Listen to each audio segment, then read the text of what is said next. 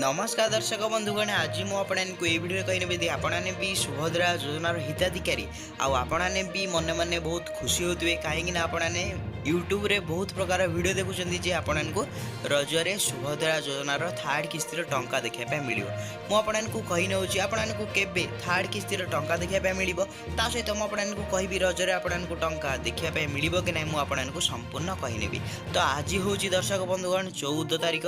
तो आज हूँ आपणकर प्रथम रज।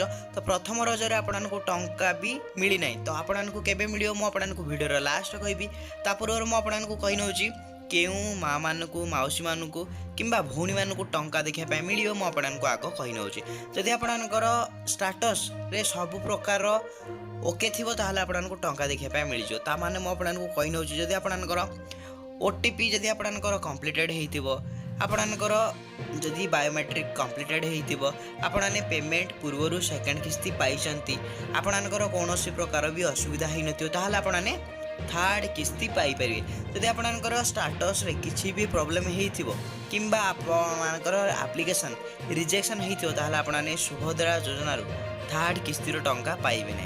तो आपने तुमको कहीदेली क्यों मैंने पाइबे क्यों मैंने पाइबे ना। जदि आपने आपणकर किसी भी प्रोब्लेम अच्छी आपने कौन करेंगे ये आपने अभियोग करेंगे। तो क्योंठे अभियोग करेंगे देखिए मुझे देखे नौची आपने सुभद्रा पोर्टाल आसिक आपने अभियोग करेंगे नचेत आपको एक टोल फ्री नंबर देखा मिल जाए देखिए ये हेल्पलाइन नंबर हूँ 14678। तो ये हेल्पलाइन नंबर आपने कॉल करके आपणकर स्टाटस को आपने जांच भी करेंगे आपको कहीं टंका मिलूना आपने ये पचारि पारे।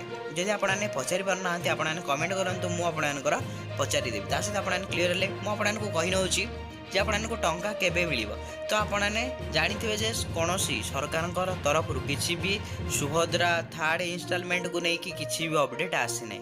तो जिते भी अपडेट आसो मुझे सर्वप्रथम जनईदेवी जदि आपको भिडियोटी भल लगे आपंकर वीडियो को लाइक करेंगे आपंकर जदि सुभद्रा योजना को लेकिन किसी भी प्रॉब्लम अच्छी आपने कमेंट रे जनातु मु चेष्टा करी समस्त रिप्लाई देवाई। वीडियोटी मुझे एंड करना जय जगन्नाथ।